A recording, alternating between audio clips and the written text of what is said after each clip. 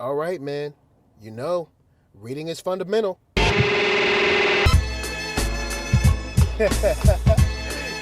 man, that's right. Here we go. Lay Ill Kid at OneYoungsta with another one.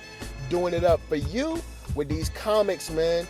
I've been reading, and this time we're going to be talking about Concrete Park. That's right, coming to you live from Tony Puryear and Erika Alexander. That's right, you know, Maxine Shaw, attorney at law. Yo, let's get into it. First, the artwork is crisp. Yo, I was so impressed by this artwork that I can't, man, I love the animated feel of it, the animated, like, you know, presentation of it. I was really just impressed by, like, the artwork, like the lines and everything, how the characters looked, how the body types were. I was just really taken aback when I first saw it, and I was like, man, this is pretty cool. Who's doing this? So I actually got introduced to this work through, I believe, Brandon Easton, who put me on to it. And yo, man, I got a chance to pick up the volume 1 and 2, and I'm gonna be honest, man, thoroughly impressed. Before I even get into it, this, in my opinion, is an A. I'm gonna give this joint an A, thumbs up. If you got a chance, you should get it. So now let's get into the story. All right, Concrete Park has a great, I guess the world building is amazing. And one word that I could use to describe it is just intrigue. Like, every time you turn around, you're getting introduced to something new that you're like, oh, how does this person relate to that person? Or what kind of powers is this? Or, is this real? Or who else can see this? Or can they understand this? There's so much cool stuff inside to unwrap. And one thing that I think that works for Concrete Park is that they don't give you all of the answers. They don't tell you, oh, this person is this person, or this person is that person, or, this is where their powers came from. They just let the story unfold as if, you're just a regular person being there, and they expect you to be a smart reader and to kind of read into some things. Now, the story follows a young lady by the name of Luca, and then a young man that you see later on by the name of, well, they call him Steve, but I can't remember his name, but Luca calls him Spaceman, because at the time he really doesn't have a defined name because he's like an unknown quantity.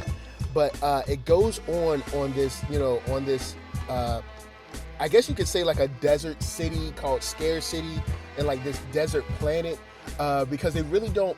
And one thing that's cool is they don't like outline and clearly define all of the rules that go on in this world, even though you do get a lot of like insight into how the characters relate to each other, but they let it unfold for you instead of spelling everything out.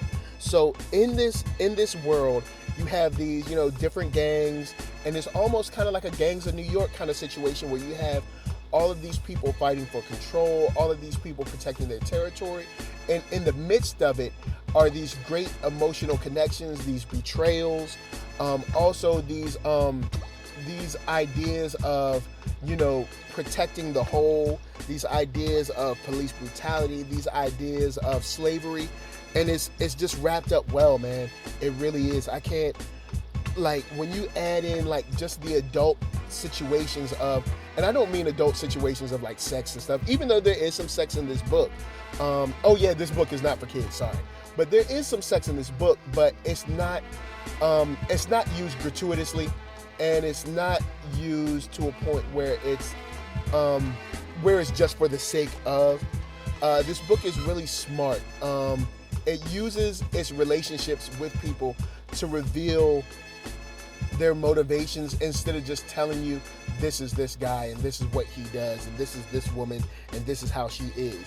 So the fact that it's drawn so well, the fact that it's colored so well, the fact that it's so starkly different from, like the big two, that it just catches you off guard. Also the packaging, this hardcover, it's nice. I ain't gonna front, the hardcover is nice. It's beautiful.